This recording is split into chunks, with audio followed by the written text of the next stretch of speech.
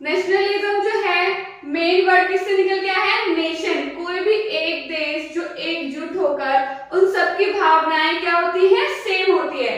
बेशक क्या होता है कि उनकी फीलिंग्स जो भी जहाँ पे वो रहते हैं, उनका कल्चर, वहाँ की डाइवर्सिटी से भिन्न हो सकती है, लेकिन उनकी जो फीलिंग होती है अपने देश के प्रति, वो क्या होती है? सबकी सेम होती है। तो यही चीज देखेंगे कि जो यूरोप है, इतनी बड़ी कंट्री थी, जो इतना बड़ा कॉन्टिनेंट है जो भी है, उसमें अलग अलग तरह के जो देश हैं, जो कंट्रीज हैं, उनमें डाइवर्सिटी बहुत ज्यादा होने के कारण फिर भी उनमें जो है नेशनलिज्म को कैसे पनपाया गया, कैसे राइज किया गया। तो चलो चैप्टर स्टार्ट करते हैं, देखते हैं कि यूरोप में नेशनलिज्म कैसे आया और इससे पहले क्या क्या चीजें हुई, क्या क्या बदलाव हुआ, जिसके कारण जो है कोई भी जो व्यक्ति है अपने आप को बोल सकता है कि हाँ मैं इस नेशन से हूँ, मैं इस नेशन से हूँ, या फिर मैं किसी कंट्री से रिलेट करता हूँ। तो स्टार्ट करते हैं इस चैप्टर को बिना देरी के। तो इंट्रोडक्शन में आपको मैंने एक इमेज दिखाया है। आपके चैप्टर का शुरुआत जो स्टार्टिंग है, बिगनिंग है, वो भी एक इमेज से की गई है, जो कि इमेज जो है वो किसने बनाई है? फ्रेडरिक सूरियो ने बनाई है 1848 में। ठीक है। जो फ्रेडरिक सूरियो है बच्चों, he was a French artist. एक फ्रेंच आर्टिस्ट है जिसने अपने पेंटिंग के थ्रू अपनी इमेजिनरी चीजों को दर्शाया है।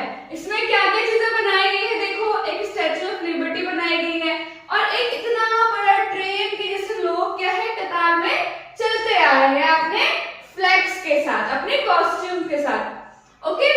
ऊपर की साइड क्या बनाया है? जीसस बनाया है, गॉड बनाया है, एंजल्स है। देन नीचे ग्राउंड में क्या देखोगे? बहुत सारे कचड़े हैं। कचड़े इट्स अ मोनार्की आइडेंटिफिकेशंस। जो भी चीजें थी मोनार्की के टाइम पे, उनके क्राउन, उनके क्लोथ्स, जो मोनार्की सिस्टम को क्या कर रही है? दर्शाती है, वो सारी चीजें कहाँ पड़ी है? ग्राउंड में फैली हुई है कचरों की भांति। इट्स मीन क्या है कि वो फ्रेडरिक सूरियो अपने इमेजिनेशन, यानी अपनी इमेजिनेशन को एक क्या देता है? इमेज देता है, अपना एक प्रिंट करता है, जिसके थ्रू क्या बताना चाहता है? एक ऐसे देश की कल्पना करता है ये कि जो धीरे धीरे जो लोग हैं वो क्या हो रहे हैं? जागरूक हो रहे हैं, उन्हें पता चल रहा है कि मोनार्की सिस्टम को हटाना कितना जरूरी है अपने देश से। उसके थ्रू क्या है बच्चों, जितने भी लोग हैं अलग अलग कंट्री के, देखो फ्लैग्स है ना, अलग अलग कंट्री के लोग स्टैचू ऑफ लिबर्टी के पास आकर उन्हें प्रणाम करके, यानी कि वो चाहते हैं कि उनके देश में भी क्या है? लिबर्टी है, लिबरल है, तो वो उनको प्रणाम करके उनके और आगे वो चलते जा रहे हैं। जैसे कि चैप्टर में पहले आपको बताया जाएगा फ्रेंच रेवोल्यूशन, जो क्लास 9 में हमने फर्स्ट चैप्टर में पढ़ा, उसका थोड़ा रिकैप करेंगे। उसके बाद जो जो चीजें फ्रेंच रेवोल्यूशन से निकल कर आई, वो धीरे धीरे कोई भी क्रांति होती है, कोई भी रेवोल्यूशन होता है, उससे जो चीजें बाहर निकल कर आती है, क्या केवल उसी देश में रहती है? नहीं, बल्कि वो जो चीजें हैं वो अलग अलग देशों में क्या होती है बच्चों? स्प्रेड होती है, जिसके थ्रू अलग अलग जो देश है, वहाँ के जो नागरिक हैं, वो भी क्या होते हैं? जागरूक होते हैं। किसी भी रेवोल्यूशन से क्या चीजें निकल कर आई, वो सारी चीजें उन लोगों को पता चलती है। तो इसी के थ्रू उन्होंने बताया है इमेज ऑफ द ड्रीम, यानी कि एक ये ड्रीम है of world wide democratic and social Republic, यानी कि वर्ल्ड वाइड पूरे संसार में कैसा रूल हो? डेमोक्रेटिक रूल हो, सोशल रिपब्लिक हो। ओके। ये इमेज जो है किसने दी थी? फ्रेडरिक सूरियो ने दी थी। कब दी थी? 1 नंबर में आपके ये क्वेश्चन आ सकते हैं, एमसीक्यूज में भी आ सकते हैं कि जो फ्रेडरिक सूरियो है वो कौन है? तो he was a French artist. Okay. And उन्होंने अपनी जो इमेजिनेशन, जो भी उन्होंने प्रिंटिंग की, जो भी उन्होंने प्रिंट किया, वो कब दिया? उन्होंने 1848 में दिया। क्लियर? आई होप आपको ये इमेज समझ में आ गई है। जो ये स्टैचू ऑफ लिबर्टी, इसके एक हाथ में क्या है? टॉर्च है। टॉर्च इट्स मीन जो ये लोग अंधकार में चले आ रहे हैं वो उनको रोशनी दे रहा है, यानी एनलाइटमेंट की और वो उनको दिखा रहा है, रास्ता दिखा रहा है। एंड दूसरे हाथ में क्या है बच्चों? उनके पास चार्टर ऑफ द मैन, यानी कि चार्टर क्या होता है? एक ऐसे रूल रेगुलेशंस में लिखे जाते हैं जो कि केवल किसके लिए है? मैन के लिए है। ओके। चलो नेक्स्ट देखते हैं क्या है इसमें।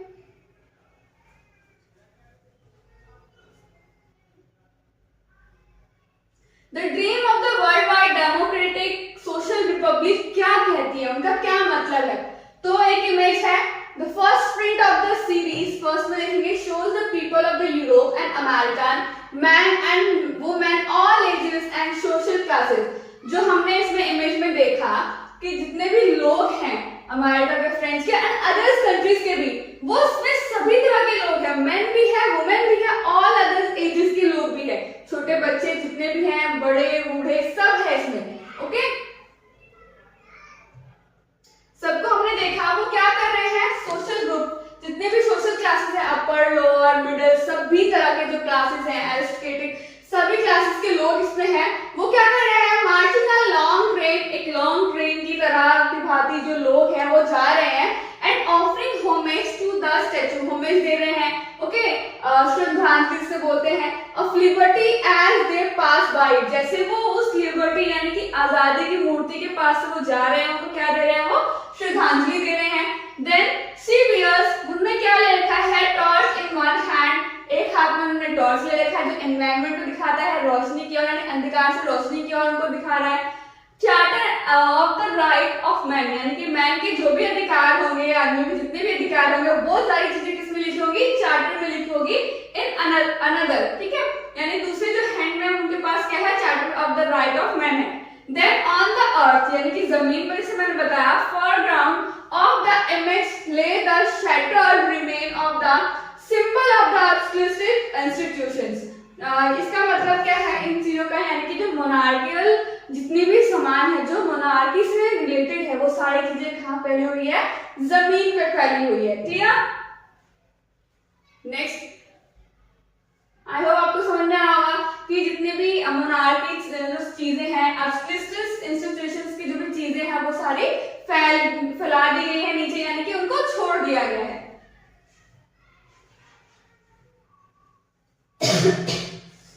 शौर्य ऑप्टोवियन विजन, यानी कि जो शौर्य है, फ्रेडरिक शौर्य है, उसका ऑप्टोवियन विजन यानी कि इमेजिनरी चीजें हैं जो असलियत में नहीं हो सकती, लेकिन उन्होंने उस चीज की कल्पना की है उन्होंने, ठीक है, कि वो कैसे एक देश की कल्पना करते हैं, कैसे उन्होंने इमेज किया है, जितने भी उन्होंने ड्रीम, उनका क्या है, उनका विजन क्या है, नजरिया क्या है, उनका पर्सपेक्टिव क्या है, उनके इस इमेज का जो उन्होंने बनाया है, पेंटिंग जो की है। देन क्या है, the people of the world are group as a distinct nation, जो लोग हैं, जितने भी लोग हैं एक कंट्री के, वो किस तरह से जुड़े हो, एक नेशन की तरह जुड़े हो। ग्रुप कैसे बना हो, नेशन की तरह बना हो, अब अपना आइडेंटिफिकेशन कैसे दे, पहचान कैसे दे, एक नेशन की तरह they. Identified through their flags and national costume, एक इनका नेशनल कॉस्ट्यूम जिनको जिसके थ्रू हम उनको पहचान सके कि वो कौन से कंट्री से हैं, कौन से नेशन से हैं। Leading the procession way past the Statue of the Liberty are the United States and Switzerland, which by this time were already nation states। वो क्या बता रहे हैं, जो जो चीजें, जो जो देश एक नेशन की तरह है, उनको क्या कर रहे हैं, अदर्स कंट्री उनको फॉलो अप कर रही है, वो भी अपने कंट्री को क्या बनाना चाहते हैं, एक नेशन बनाना चाहते हैं, एक देश बनाना चाहते हैं। France, identifiable by the revolutionary tricolor, has just reached the statue। जैसे हमने इमेज में देखा कि स्टैचू के पास कौन सी कंट्री आई है, फ्रांस कंट्री आ गई है रेवोल्यूशन के बाद, जस्ट वो पहुंची ही है स्टैचू के पास। Okay, she is followed by the people of Germany wearing, अब वो किसको फॉलो कर रहे हैं, जर्मनी पीपल को फॉलो कर रहे हैं, जिन्होंने क्या पहना है, black red and gold flag, उनके पास क्या है, black and red gold flag है, उनके फ्लैग यानी कि झंडा है, उनको उनकी पहचान दी गई है। Next, following the German people, जो जर्मन पीपल को वो लोग फॉलो कर रहे हैं, जैसे उनके पास नेशन हुआ, उनकी फीलिंग्स हुई, वैसे ही फ्रांस भी क्या कर रही है, उनको फॉलो कर दी जा रही है, यानी कि वो डेमोक्रेटिक की ओर जा रही है। पीपल आर ऑस्ट्रिया के भी, the kingdom of the two Sicilies, Lombardy, Poland, England, Ireland, Hungary and Russia, धीरे धीरे क्या है, अदर्स कंट्रीज भी उनको फॉलो अप करती जा रही है, यानी कि मोनार्की सिस्टम को हटाकर वो किसकी तरफ आना चाहते हैं, डेमोक्रेटिक कंट्री की ओर आना चाहती है। फिर क्या बताया है उस इमेज में, क्या है, फ्रॉम द हेवन यानी कि आसमान में कौन कौन दिखाई दे रहे हैं? Christ, saints, angels gaze upon the scene, यानी कि उस सीन्स में ये लोग आसमान में दिखाई दे रहे हैं, जो कि क्या दे रहे हैं? ब्लेसिंग्स दे रहे हैं, जो लोग अंधेरे से उजाले यानी कि डिक्टेटरशिप यानी और भी जो चीजें हैं, मोनार्की जो चीजें हैं, मोनार्की को हटाकर अपने देश में क्या लाना चाहते हैं? एक डेमोक्रेटिक लाना चाहते हैं, एक सोशल रिपब्लिक लाना चाहते हैं, जिससे भी कोई जो लोग हो एक नेशन की तरह पहचान में आए। सिंबलाइज वो क्या सिंबल कर रहे हैं? Fertility among the nation of the world, यानी कि जो संसार है बच्चों, उसमें जितने भी देश हैं, उसमें रहने वाले लोग एक दूसरे के साथ क्या हो? भ्रातृत्व की भावना हो, यानी कि भाईचारे की भावना हो, वो इस चीज को सिंबलाइज कर रहे हैं। क्लियर? नेक्स्ट है कि हम इस चैप्टर को कंप्लीट करेंगे तो कौन कौन से हम टॉपिक कवर करेंगे। Then what we are going to study in this chapter, इस चैप्टर में हम कौन कौन से टॉपिक पढ़ेंगे वो चीजें हैं। फर्स्ट पढ़ेंगे, फर्स्ट रिकैप करेंगे, then the French revolution of the idea of the nation, यानी कि जो फ्रेंच रेवोल्यूशन है, जो फ्रांस की क्रांति है, उसकी वजह से नेशन का जो आइडिया वो कैसे बनता, जो आइडिया ऑफ नेशन को बनाने के लिए क्या चीजें इंपॉर्टेंट होती है किसी भी देश के लिए, वो पढ़ेंगे। फिर देन पढ़ेंगे हम the making of nationalism in Europe, फिर जैसे फ्रांस में जो जो चीजें आई, फिर धीरे धीरे दूसरी चीजों में, दूसरे कंट्री में क्या हुआ? स्प्रेड हुआ, तो वहां के जो लोग हैं उनमें कैसे नेशनलिज्म पनपी, तो पढ़ेंगे the aristocracy and the new middle class. जो एस्ट्रोक्रेसी है वो भी पढ़ेंगे कि क्या होता है, और जो न्यू मिडिल क्लास है उनका स्टार्टअप कैसे हुआ।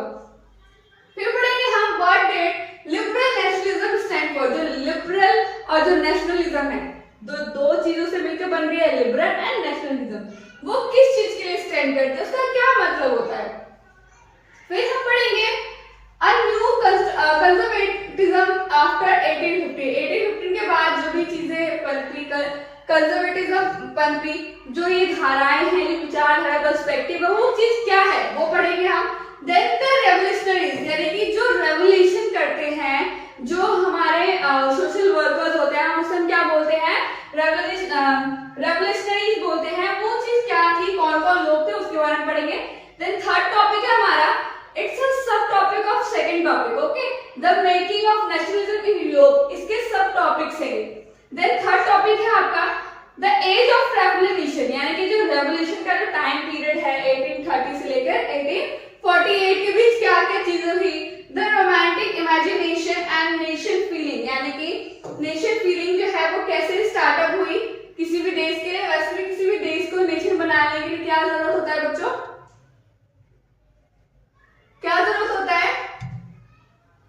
हमारे लिए एक फीलिंग चाहिए, यानी कि वो लोग एक दूसरे से कनेक्ट कर सके, यानी हमारा जो व्यक्तित्व है एक दूसरे से हम कनेक्ट करें, ताकि हमें पता चले कि हाँ जिस देश में हम रह रहे हैं वहां के सभी लोग क्या है, एक नेशन की तरह जुड़े हुए हैं आपस में। देन हम पढ़ेंगे hunger, hardship and popular revolt. फिर है 1848 the revolution of the liberals, यानी कि जो लिबरल्स है उनके क्या क्या, उन्होंने क्या क्या चीजें की किसी भी लोगों को देने के लिए, यानी कि किसी भी स्टेट को, यानी किसी भी कंट्री को क्या बनाने के लिए, आजाद करने के लिए क्या क्या चीजें उन्होंने करी। फिर फोर्थ टॉपिक है आपका the making of the Germany and Italy.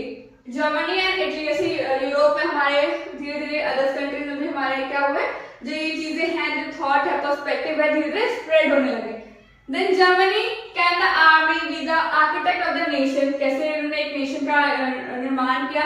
Italy unified, जो इटली है वो एक देश जो है वो कैसे वो जुड़ी, यानी कि उन टुकड़ों में थी, वो कैसे एक नेशन बनी। Then the strange case of Britain, Britain के बारे में पढ़ेंगे कि क्या क्या चीजें हुई। फिफ्थ टॉपिक है विजुअलाइजिंग द नेशन, यानी कि जो एक नेशन है उसका क्या नजरिया होता है, विजुअल यानी कि दिखाई कैसे देता है, ओके। सिक्स्थ है नेशनलिज्म एंड इंपेरियलिज्म, जो नेशनलिज्म है और इंपेरियलिज्म है, ये दो टॉपिक है, वो कैसे डिफरेंट है, वो कैसे अलग अलग है, उसके बारे में पढ़ेंगे। इन दोनों का मतलब क्या होता है, इसके बारे में हम पढ़ेंगे अगले टॉपिक में। तो स्टार्ट करते हैं अपना first topic, it is a recap of the class 9, जैसे क्लास 9 में आप लोग पढ़ के आए हैं, तो उसका हम थोड़ा क्या करेंगे, रिकैप करेंगे, जिससे कि हम उस चैप्टर को इस चैप्टर से कनेक्ट करके आगे और न्यू नॉलेज को हम कंस्ट्रक्ट कर सके। The French revolution and the idea of the nation. जो फ्रेंच रेवोल्यूशन है, फ्रेंच रेवोल्यूशन के बाद बच्चों क्या क्या जो चीजें हैं वो चेंज हुई, पहले वो देख लेते हैं। Changes occurred during the French revolution. French revolution के बाद फ्रांस में क्या क्या परिवर्तन आया। The power transfer from monarchy to common citizen, यानी कि जो पावर थी वो राजाओं के पास से मोनार्की में, देन क्या हुआ, अब वो पावर किसके बीच आ गई, कॉमन सिटीजन, जो सामान्य व्यक्ति है, सामान्य नागरिक है, उनके पास वो पावर आ गई।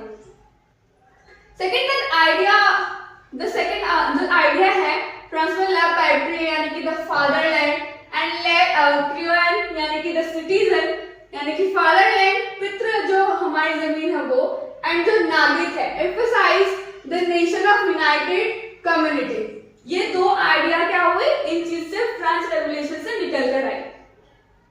A new French flag यानी कि एक नया फ्रेंच फ्लैग बनाया गया, फ्रांस के लिए एक नया फ्लैग बनाया गया जो 3 कलर का है, was chosen to replace the former one, यानी कि जो पहले की थी उसको रिप्लेस किया गया ट्राई कलर से। फिर French declared as the national language of the nation.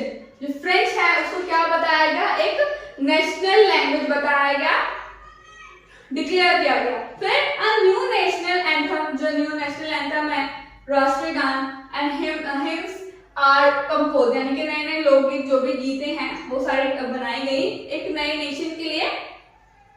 Then had the East State General elected by active citizens, पढ़ा होगा आपने एक्टिव सिटीजन और पैसिव सिटीजन, तो उसमें क्या था, जो एक्टिव सिटीजन्स थे वो क्या करते थे, इलेक्ट करते थे अपने citizen was remained the national assembly. National assembly के लिए वो लोग क्या करते थे, एक्टिव सिटीजन के द्वारा इलेक्ट होते थे। Then abolished the internal custom duties and dues, जो भी उस टाइम की जो ड्यूटीज थी उन सबको क्या कर दी गई, हटा दिया गया। ओके, नई नई चीजों को क्रिएट किया गया। फिर है आपका objective of the French revolution. French revolution के क्या क्या ऑब्जेक्टिव्स हुए। द रेवोल्यूशनरीज फर्दर डिक्लेयर, जो रेवोल्यूशनरीज थे, जो क्रांतिकारी थे, उन्होंने क्या डिक्लेयर किया, that it was the mission कि वो मिशन पे है। ओके, क्या मिशन है, and the destiny of the French nation, उसका डेस्टिनी क्या है, एक फ्रेंच को, जो फ्रांस है बच्चों, उसको एक नेशन बनाना, to liberate the people of Europe from despotism, यानी कि मोनार्की सिस्टम से उनको क्या करना है, हटाना है, उनको एक क्या बनाना है, एक नेशन बनाना है। क्लियर? देन इसका मतलब help other people of Europe. Then उन्होंने फ्रांस में चीज कर दिया। देन वो क्या कह रहे हैं, हम एक मिशन पे है, यानी कि अब क्या करेंगे, हम यूरोप के जो लोग हैं उनकी हेल्प करेंगे, उनको एक नेशन बनाने में। क्लियर? फिर क्या है, फ्रेंच से जो भी फ्रांस से जो चीजें हैं वो धीरे धीरे कहाँ स्प्रेड हुई, यूरोप में स्प्रेड हुई। तो उसमें क्या बताया गया है, जो भी चीजें स्प्रेड हुई, जो भी थॉट पर्सपेक्टिव जो है वो स्प्रेड हुई यूरोप में। तो पहले क्या था, एक जैकोबिन क्लब था। जैकोबिन क्लब क्या था, एक ऐसा रेडिकल पॉलिटिकल जगह थी जहां पर जो फ्रेंच रेवोल्यूशनरीज हैं वो क्या करते थे, अपनी योजनाएं बनाते थे। Clear? It's a radical political एक ग्रुप होता था जो कि फ्रेंच रेवोल्यूशन में था। French आर्मीज which move into Holland, जो फ्रेंच आर्मी है बच्चों वो कहाँ इसकी तरफ मूव हुए, Holland, Belgium, Switzerland and much of the Italy in the 1790 में धीरे धीरे वो इन देशों की तरफ क्या हुए, वो मूव हुए। Outbreak of the revolutionaries Wars इन, जो भी ये क्रांतिकारी जो वॉर्स थे वो सब खत्म होने के बाद अब France revolution began to carry the idea, जो उनके आइडिया थे नेशनलिज्म का, उन्हें कहाँ पहुंचाया गया, अब्रॉड, यानी कि अलग अलग देशों में स्प्रेड किया गया। ओके, देखो बच्चों, फ्रेंच रेवोल्यूशन के बाद कुछ ही दिनों तक वहां पे डेमोक्रेटिक हम कह सकते हैं हुआ। देन धीरे धीरे वहां पे कौन आ गया था, नेपोलियन आ गया था, जिन्होंने धीरे धीरे लोगों का पहले उन्होंने विश्वास जीता, यानी कि लोगों के लिए जो चीजें इंपॉर्टेंट थी, नो डाउट उन्होंने बहुत सारी चीजें जो है वहां के लोगों के लिए की, उनकी भलाई के लिए की, जिससे क्या हुआ, कि वहां के जो लोग हैं वो नेपोलियन को क्या हुए, बहुत ज्यादा पसंद करने लगे। लेकिन धीरे धीरे उन्होंने अपना जो डिक्टेटरशिप है, अपना जो नजरिया है वो लोगों पर वो थोपते गए, जिसके कारण लोगों में क्या हुआ, एक जागरूकता फैली कि नहीं, डेमोक्रेटिक तो ये नहीं है, लेकिन हमारे लिए इसने किया तो बहुत है लेकिन ये डेमोक्रेटिक नहीं है, जिसके कारण क्या हुआ, फिर से वहां पे रेवोल्यूशन हुआ। तो पहले हम पढ़ेंगे नेपोलियन एंड हिज रोल। जो नेपोलियन है उसने क्या क्या चीजें लोगों के लिए की, अब वो क्यों इतना जो फ्रांस के लोगों में प्रसिद्ध हुआ, फेमस हुआ। तो जो नेपोलियन है बच्चों, उसका क्या मानना था कि किसी भी देश को एक नेशन होना बहुत जरूरी है। पहले तो वो मोनार्की सिस्टम को हटाना चाहता था, तो पहले उन्होंने फ्रांस पे क्या किया, मोनार्की सिस्टम को जब हट गया वहां पे, तो उन्होंने वहां पे रूल किया थोड़ा। देन उसके बाद वो धीरे धीरे क्या हुआ, अपने फ्रांस की जो सीमाएं हैं उनको बढ़ाने लगा। धीरे धीरे वो यूरोप में पहुंच गए, यूरोप में भी उन्होंने अपनी चीजों को फैलाई। Napoleon set about introducing many of the reform that he had already introduced in France. France में जो भी चीजें उन्होंने इंट्रोड्यूस की थी, जो भी चीजें इंपॉर्टेंट थी किसी भी नेशंस के लिए, उन्होंने पहले तो फ्रांस में किया। देन धीरे धीरे उन्होंने कहां पे वो चीज सेट करना स्टार्ट किया, इंट्रोड्यूस करना स्टार्ट किया, यूरोप में। Then through a return to monarchy Napoleon had, यानी कि मोनार्की जो है नेपोलियन, ये तो कोई डाउट नहीं है, there is no doubt, destroyed democracy in France. उन्होंने मोनार्की का समर्थन नहीं किया, लेकिन उन्होंने किसका भी समर्थन नहीं किया, डेमोक्रेसी का भी समर्थन नहीं किया। धीरे धीरे क्या किया उन्होंने, डेमोक्रेसी जो फ्रांस में थी उसको भी उन्होंने हटा दिया, यानी खत्म कर दिया। But in the administrative field, लेकिन एडमिनिस्ट्रेटिव फील्ड में उन्होंने ही हैड इनकॉर्पोरेटेड रेवोल्यूशनरी प्रिंसिपल, ऐसे नए नए सिद्धांत को लागू किया जो भी किसी भी नेशन के लिए बहुत ज्यादा जरूरी होता है। Principle in order to make the whole system more rational and efficient. किसी भी देश के लिए क्या जो चीजें इंपॉर्टेंट होती है नेशंस के लिए, वो सारी चीजें उन्होंने एडमिनिस्ट्रेटिव फील्ड में उन्होंने वो चीजें की। नो डाउट उन्होंने, लेकिन जो डेमोक्रेसी है उसको फ्रांस में उन्होंने खत्म कर दिया। जो चीजें उन्होंने प्रिंसिपल, जो भी सिद्धांत उन्होंने बनाए, जो भी उन्होंने न्यू लॉ पास किया, जो भी नई चीजें उन्होंने फ्रांस के लोगों के लिए किया, उसे हम क्या बोलते हैं, सिविल कोड बोलते हैं, जो कि 1804 में आया। सिविल कोड को हम बच्चों नेपोलियन कोड भी कहते हैं, क्योंकि वो नेपोलियन के द्वारा फ्रांस में लागू करवाया गया था। कब? 1804 में। देखते हैं कि सिविल कोड क्या है। Civil code of 1804, what is this? Then it is usually known as Napoleon Code। इसे हम क्या बोलते हैं, नेपोलियन कोड भी बोलते हैं। उन्होंने क्या क्या चेंजेस की, क्या क्या चीजें उन्होंने लागू कराया, देखते हैं कि है क्या ये चीज। ये क्वेश्चन बहुत इंपॉर्टेंट है बच्चों, ये 3 या 4, 5 नंबर के में पूछे जाते हैं कि व्हाट इज सिविल कोड और से नेपोलियन कोड भी क्यों कहा जाता है। ठीक है, तो क्या है ये, headed away all the privilege based on the birth, यानी कि मोनार्की सिस्टम में जो भी अलग अलग तरह के जो स्टेट्स थे फ्रांस में, उनके पास क्या था, बर्थ से कुछ विशेषाधिकार थे, प्रिविलेज था उनके पास। तो उन्होंने क्या प्रिविलेज राइट्स को उन्होंने क्या क्या हटाया, और उन्होंने क्या एस्टैब्लिश किया, इक्वालिटी बिफोर द लॉ, कानून के सामने क्या है, सभी लोग इक्वल है। ठीक है, secure the right to property, यानी कि जो संपत्ति का अधिकार है उनको उन्होंने सिक्योरिटी दी। नेपोलियन सिंप्लीफाइड एडमिनिस्ट्रेटिव डिवीजन, उन्होंने क्या किया, जो एडमिनिस्ट्रेटिव जो प्रशासन था, किसी भी देश को चलाने के लिए प्रशासन की जरूरत होती है, उसके डिवीजन को ऑब्लाइज्ड द फेडरल सिस्टम। यानी जो फेडरल सिस्टम क्या होता है बच्चों, समानता, जैसे हिंदी में बोलते हैं, जब किसी भी देश के लिए जैसे एक राजा होता है, वो अपने नीचे क्या रखता है, एक व्यक्ति को रखता है जो अलग अलग जगहों से उसको कर ला कर दे, यानी कि टैक्स ला कर दे। फेडरल सिस्टम को उन्होंने हटाया एंड फ्री पीसेंट, उन्होंने पीसेंट्स को फ्री किया फ्रॉम सर्वडम। सर्वडम यानी क्या होता है बच्चों, सर्वडम यानी कि ऐसे लोग जिनको हम क्या कर लेते हैं, एक बॉन्ड पेपर पे सिग्नेचर करा लेते हैं, बिना सैलरी वैलरी दिए हम उनसे काम करवाते हैं, यानी कि एक तरह का क्या होता है, बाउंडेड लेबर। उन चीजों से, जो भी चीजें पहले की जो चीजें थी, उन सब चीजों से लोगों को हटाया, फ्री किया पीसेंट्स को, एंड फेडरल सिस्टम भी उन्होंने हटा दिया। ठीक है, इन द टाउन में भी उन्होंने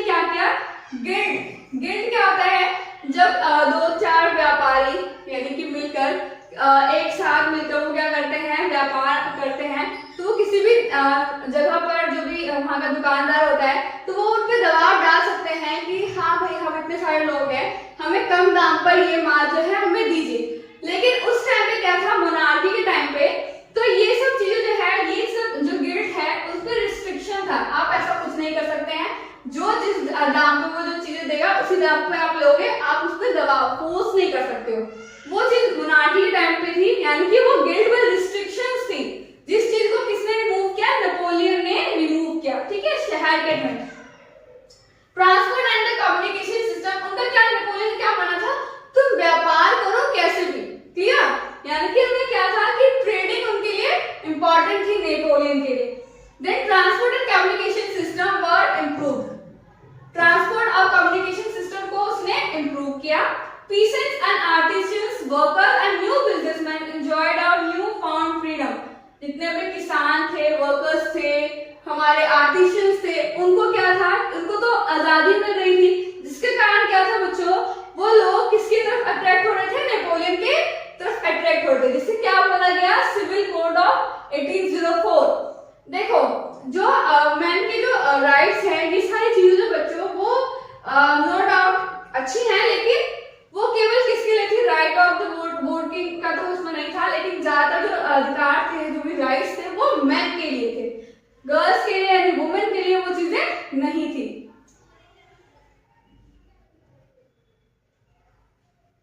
इसी के साथ हमारा ये लेक्चर कंप्लीट होता है। आगे देखते हैं आप इसके वर्कशीट। फर्स्ट क्वेश्चन है बच्चों आपका, the French revolution, French revolution you know कि कब हुआ था, 1789 में हुआ था। इंट्रोड्यूस विच मेजर आइडिया, क्या कौन सी आइडिया, कौन सा आइडिया उन्होंने स्प्रेड किया फ्रेंच रेवोल्यूशन से, कंजर्वेटिज्म, फेडरलिज्म या फिर नेशनलिज्म, बताओ। तो इतनी देर से हम पढ़ रहे हैं नेशन क्या होता है, कैसे इसको बनाया जाता है, कैसे क्या किया जाता है, तो ऑब्वियसली बात है जो फ्रेंच रेवोल्यूशन में कौन सा आइडिया को मेजर आइडिया था उनका, नेशनलिज्म, यानी कि किसी भी देश को एक नेशन होना बहुत ज्यादा जरूरी होता है। नेक्स्ट क्वेश्चन है, which slogan become popular during the French revolution, कौन सा स्लोगन जो है, कौन सा जो टॉपिक है उस टाइम पे फ्रेंच रेवोल्यूशन के टाइम पे इंपॉर्टेंट था। फर्स्ट है liberty, equality, fraternity, peace, bread, land या फिर one nation one king.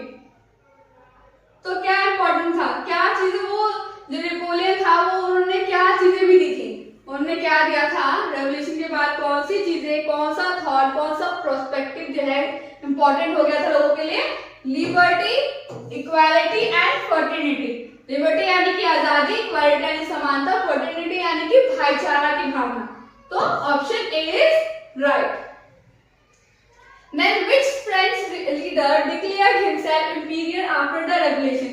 French leader, France में जब रेवोल्यूशन हुआ बच्चों, उसके बाद कौन आया, कौन आया, थोड़ा सोचो, और उसने अपने आप को क्या घोषित कर दिया, इंफीरियर घोषित कर दिया रेवोल्यूशन के बाद, लुई 16, मैक्सिमिलियन या नेपोलियन बोनापार्ट। तो कौन होगा, नेपोलियन, क्लियर। नेक्स्ट है, हु वर द जैकोबिन्स, जो जैकोबिन्स थे वो कौन थे, तो बताया मैंने, it's a radical political group of people, जो कब थे, in the French revolution, clear. It's a radical political group of people in French Revolution, ठीक है। Next, Napoleon introduce which set of law, कौन सा सेट ऑफ लॉ उन्होंने लागू किया, that have standardised legal system, legal system को बनाने के लिए। तो उन्होंने कौन सा लॉ पास करवाया, कौन सा था बताओ, इंट्रोड्यूस, कौन सा चीज उन्होंने इंट्रोड्यूस किया नेपोलियन ने, जिसके थ्रू जो है लोग उनकी तरफ और मतलब अट्रैक्ट हुए, यानी कि लोगों के बीच वो फेमस हो गए। तो कौन सा था, सिविल कोड। ये कब पास हुआ था बच्चों, 1804। इट्स वेरी इंपॉर्टेंट, ये क्वेश्चन आप जरूर करना, क्लियर। इसी के साथ हमारा ये लेक्चर कंप्लीट होता है। Thank you so much for watching. हमारे साथ इसी तरह बने रहिए, आपको इससे रिलेटेड और भी वीडियो मिलेंगे जो इस चैप्टर को कंप्लीट करेगा। इस